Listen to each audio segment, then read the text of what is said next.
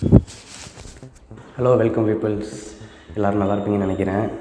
So இந்த video எதை பற்றி அப்படின்னு பார்த்தா, இதுக்கு முன்னாடி போட்டிருந்தேன் எங்கள் கார் விலாகு, அதோட கன்டினியூஷன் தான். அந்த கார் எடுத்தது ஒரு பெரிய வீடியோவாக எடுத்திருந்தோம். அதை வந்து ஒரே வீடியோவை போட்டால் யாரும் பார்க்க மாட்டீங்க கண்டிப்பாக. அதனால தான் நான் 2ஆக ஸ்ப்ளிட் பண்ணி போட்டிருக்கேன். காரு டெலிவரி எடுத்த வரையும் அந்த வீடியோவில் இருக்கும். அதுக்கப்புறம் சில ஆக்டிவிட்டீஸ்லாம் பண்ணியிருந்தோம், அதெல்லாம் வந்து ஸ்ப்ளிட் பண்ணி இந்த வீடியோவில் போட்டிருக்கேன். இந்த வீடியோ ஃபுல்லாக பாருங்கள். அந்த வீடியோ பார்க்கறதுக்கு முன்னாடி காரை பற்றின ஒரு சின்ன இன்ட்ரொடக்ஷன் சொல்லிடுறேன். இந்த கார் வந்து கண்டிப்பாக ஒரு எக்கனாமி கார் தான். காரோட மாடல் என்னன்னு எல்லாருக்கும் தெரிஞ்சிருக்கும், இருந்தாலும் ஒரு தடவை சொல்லிடுறேன். கார் நேம் வந்து ரெனால்ட் கம்பெனியில் ட்ரைபருங்கிற மாடல். இது வந்து ஒரு 7 சீட்டர் காரு. இதோட அட்வான்டேஜே என்னென்னா, இது ஒரு 7 சீட்டர் காரு. இந்த காரோட அட்வான்டேஜே தான், நம்ம ஃபேமிலியாகவோ இல்லை ஒரு டூரோ போனோம்னா நிறையா பேர் வந்து போகணும் அப்படின்னா இந்த கார் வந்து ஒரு பெஸ்ட்டு சாய்ஸாக இருக்கும். அதோடு வந்து இந்த காரோட மைலேஜும் வந்து கொஞ்சம் அதிகமாகவே இருக்கும். அதனால தான் இந்த கார் எடுத்தோம். அதுக்கப்புறம் பார்த்திங்கன்னா, இந்த காரில் வந்து லாஸ்ட் சீட் இருக்குது பார்த்திங்களா, அந்த லாஸ்ட் சீட்டை ஃபோல்ட் பண்ணி வச்சுக்கலாம். ஃபோல்ட் பண்ணிவிட்டு நீங்கள் உங்களுக்கு எக்ஸ்ட்ரா டிக்கியில் ஸ்பேஸ் வேணும் அப்படின்னு நினச்சிங்கன்னா அதை ஃபோல்ட் பண்ணிவிட்டு அந்த ஸ்பேஸை யூஸ் பண்ணிக்கலாம். இல்லை லாஸ்ட் ரோவே எனக்கு வேணாம், நான் நிறையா லக்கேஜ் ஏற்றணும் அப்படின்னு நினச்சிங்கன்னா அந்த சீட்டை தனியாகவும் எடுத்து நம்ம வந்து பேக் பண்ணி காருக்குள்ளேயே வச்சுக்கலாம், மேலே வச்சுக்கலாம், இல்லைனா வீட்டிலேயே கூட வச்சுட்டு போகலாம். இல்லை எனக்கு சென்டர் ரோ வேணாம், சென்டரில் கொஞ்சம் ஸ்பேஸ் ஃப்ரீயாக இருந்துச்சுன்னா கொஞ்சம் நல்லாயிருக்கும் அப்படின்னு நினச்சிங்கன்னா சென்டரில் உள்ள சீட்டையும் கலட்டி மாட்டுறதுக்கான எல்லா மெக்கானிசமும் இந்த காரில் இருக்குது. அதுக்கப்புறம் சென்டர் மட்டும் இல்லை, ஒன் சைட் ரோ, அதாவது பாதி அப்புறம் உள்ள சீட் வேணாம் அப்படின்னு நினச்சிங்கனாலும் அதையும் கலட்டுறதுக்கான மடிக்கிறதுக்கான எல்லா வகையான ஆப்பர்ச்சுனிட்டி இந்த காரில் கொடுத்து வச்சுருக்காங்க. அதுக்கப்புறம் இந்த காரில் வந்து ரொம்ப ஸ்பீடு எதிர்பார்த்திங்கன்னா கண்டிப்பாக கிடைக்காது. ஹை ஸ்பீடே வந்து ஒரு 90 இல்லை மேக்ஸிமம் ரொம்ப புஷ் பண்ணிங்க அப்படின்னா 100 டச் பண்ணும். இது ஃபேமிலிக்காக ஒரு எக்கனாமிக்கான கார், அதை திரும்பவும் நான் சொல்லிக்கிறேன். இந்த காரோட ப்ரைஸ் பார்த்திங்கன்னா லோ எண்ட்லேருந்து ஹை எண்ட் வரையும் 8 lakhsலேருந்து 12 lakhs வரையும். போதுமான தகவல். ரொம்ப டீட்டெயிலாக போயிட்டு போர் அடிக்கும், கண்டிப்பாக போர் அடிக்கும். எல்லாரையும் போர் அடிக்க வைக்கணும்னு நினைக்கல. ஸோ தேவையான டீட்டெயில் மட்டும் சொல்லியிருந்தேன். அதோட நாங்கள் இந்த கார் வாங்கினதுக்கான பர்பஸ் இதுதான். ஸோ வீடியோக்குள்ளே போயிடலாம். Let's get into the video.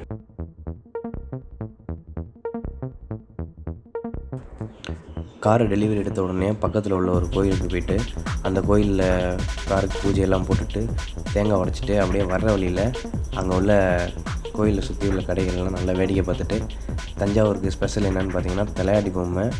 அந்த தலையாட்டி பொம்மை வந்து நிறைய கடையில் இருந்துச்சு. அதெல்லாம் வேடிக்கை பார்த்துட்டு தேவையான சாமி படம், அப்புறம் பையனுக்கு தேவையான விளையாட்டு ஜாமான்லாம் வாங்கிக்கிட்டு நாங்கள் மெதுவாக அங்கேருந்து கிளம்பிட்டோம்.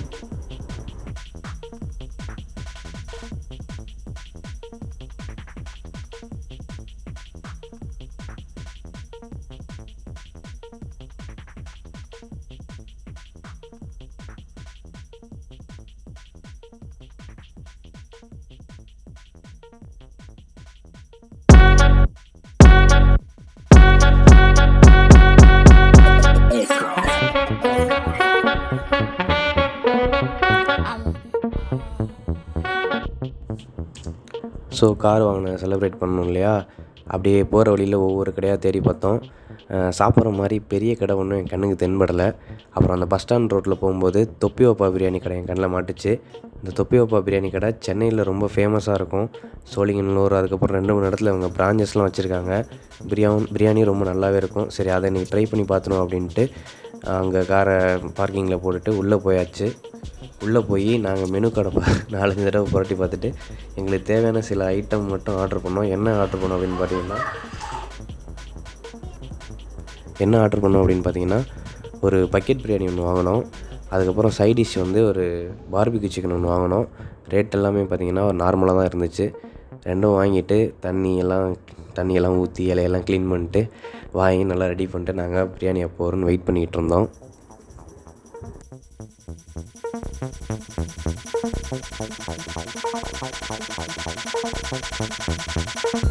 ஸோ கடைசியாக நாங்கள் ஆர்டர் பண்ண பக்கெட் பிரியாணி வந்துருச்சு.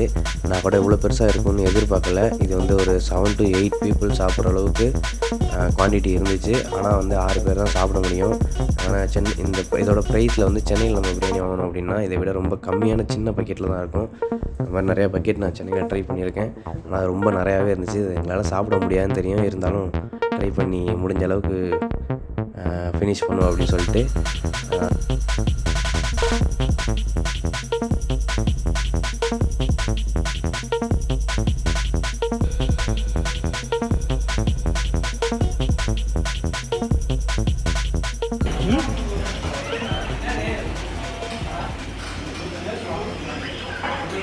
தம்பி முதுவா கடி எலும்ப கடிச்சு எல்லாம் தின்றாத. முதுவா சாப்பிடுனேன்.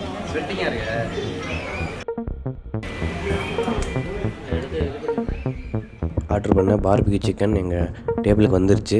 ஸோ அதை பார்த்துட்டு இன்றைக்கி ஒரு பொடி ஆளுக்கு ஒரு கடின்ட்டு அதில் உள்ள லெக் பீஸ்லாம் எடுத்து நல்லா கடிச்சிட்டு முடிஞ்ச அளவுக்கு அந்த பிரியாணியை சாப்பிட்டுட்டு மீதியை பார்சல் எடுத்துகிட்டு வந்துட்டு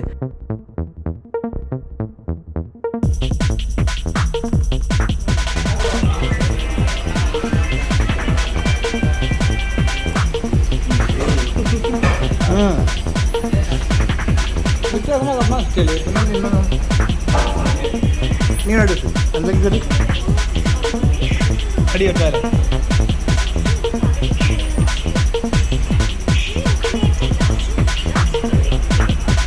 இது அப்படியே